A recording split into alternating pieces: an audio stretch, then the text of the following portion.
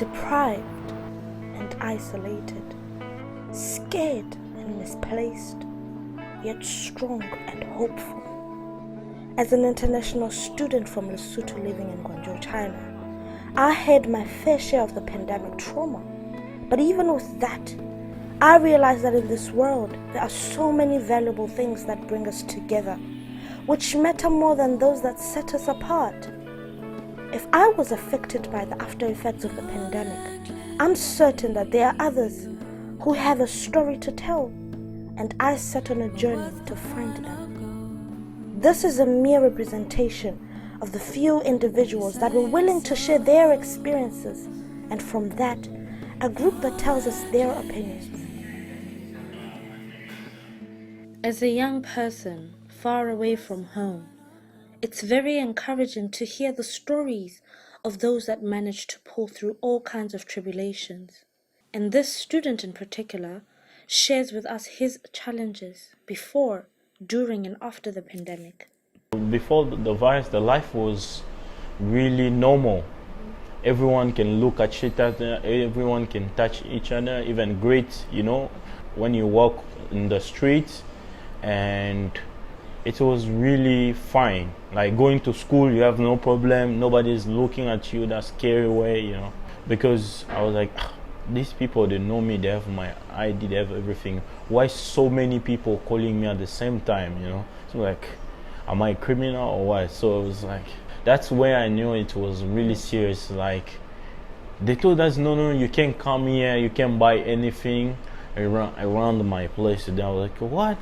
This is the only chance they gave me to get food. So if I don't get food yet, I'm finished, right? So I was like, that's discrimination, right? Personally, about this thing, I don't think it's anything about language barrier, because disease doesn't talk, but people communicate, right? Even in science, people communicate.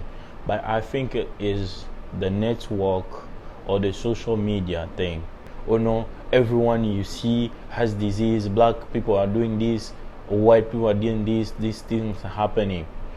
One of my friends told me that after coronavirus, there's gonna be a lot of misconception and hatred that's gonna be unexplained, which I think is true, because everyone who feels discriminated will go one side, and everyone who feels rejected will reject the other, right? But I don't think that is the solution that's going to solve the problem.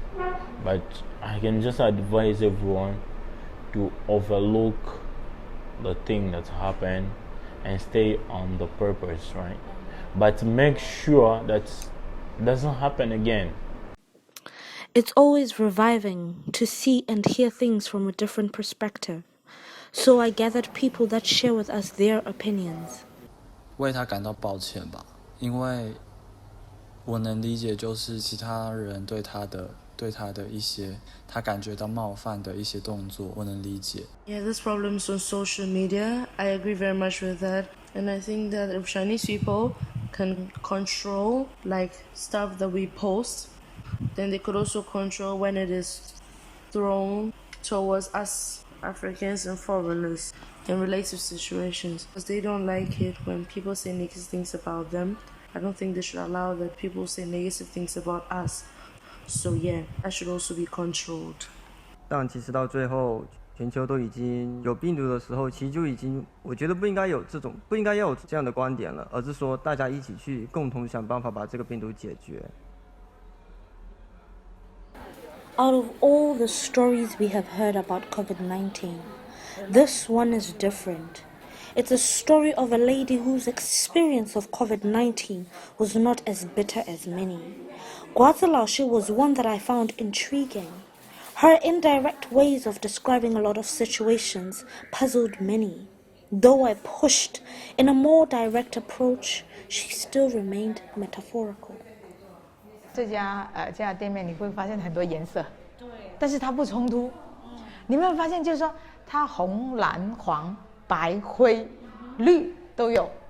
其实我那时候的想法也是，我希望这个颜色它是被全球的人所喜欢，它不局限于中国人、非洲人、欧洲人、日本人，它不区分人种。当很多颜色在它需要的位置，好像其实你会发现我颜色也不是随便摆的，它过渡也要很好。那就像人跟人之间，比如说黑人、白人、黄种人这3大人种，是吧？所以你说他们肤色有碰撞吗？没有，它就是个过渡色啊，它就是个过渡色。比如说白的、黄的到黑的，他们没有任何冲撞的。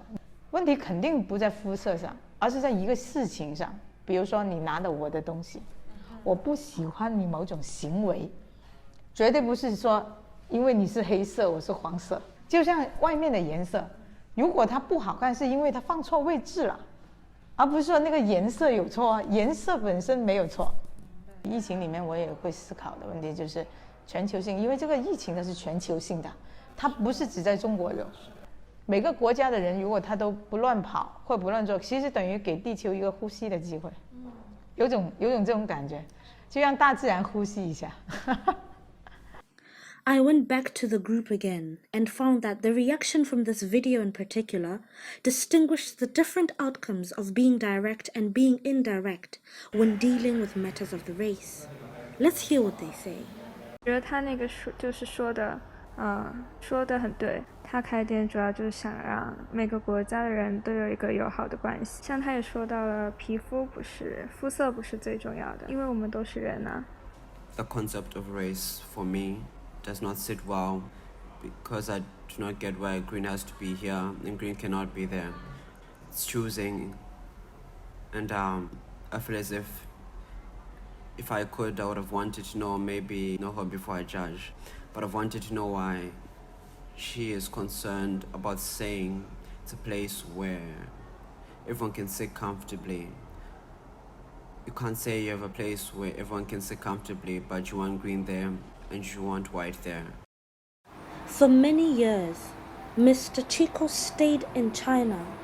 He built a family and even built a business here. I thought to myself, his opinion and story must come from a lot of observation. So I went to go and find out, and this is what he said. I was 100% here. I was lucky they didn't tell me to go to any hotel for quarantine. It was just one of these nights they knock at me and tell me that they are sorry, that the way they say things, that please I should not go out, that we should stay here for quarantine for like 2 weeks. But eventually we ended up about 10 days and they released us and tested us and we are okay. During within those during this time of corona, it was a painful experience for especially we that are foreigners, which we all see that we are being rejected in some of the malls, sitting on coming into the buses. Buses, I won't say they reject us from the buses, but when you sit near to a Chinese, they run out.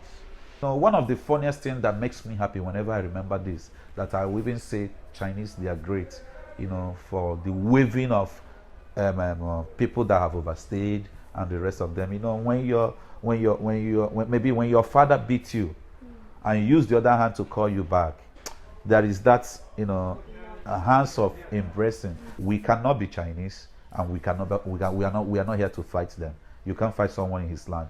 And China have the final say in their own land, which I believe Africa is supposed to have their own say back home in their own homes. Because I'm saying this thing to let Africans wake up too. You take authority of your home, not you come to someone's home, whatever he did to you. If it's not comfortable to you, you go. They should more talk to their people, not to be trying to let low black man, because the effect is still going on small, but we know that it's no more there. Even when you go out, you can see that Guayanchilo doesn't look what it used to look like before. It's so much easier to have an opinion based on something that you can relate to, rather than having an opinion based on something that you're not familiar with. Let's hear how the story sat with the people this time. 作为人类的一种本能，首先要保护绝对安全的这群人，然后有危险因素的，必须要把他们给隔离开来，然后再观察一下你们是不是安全的，再放回来。Yes, it happened. The most important thing is that we need to move on from this point. So if I'm willing to move on, I'm sure surely you're also willing to start again. 如果你有一个想象，你可以就跟他们说啊，我在是舒服这个事情什么的，这是很大的事情啊，你就这边，如果你来这边，你不喜欢，比如说啊，你来中国，你不喜欢中国人，你不喜欢中国的菜，中国的文化，中国的历史，你就一看为什么你来这边？ People's emotions have become caged and buried deep within us, but I believe that shared experiences are always a strengthening factor. This is one experience we are all not proud of, but this could also be the very same experience that ensures we never go back to where we came from. And I only hope that this video sheds a different light.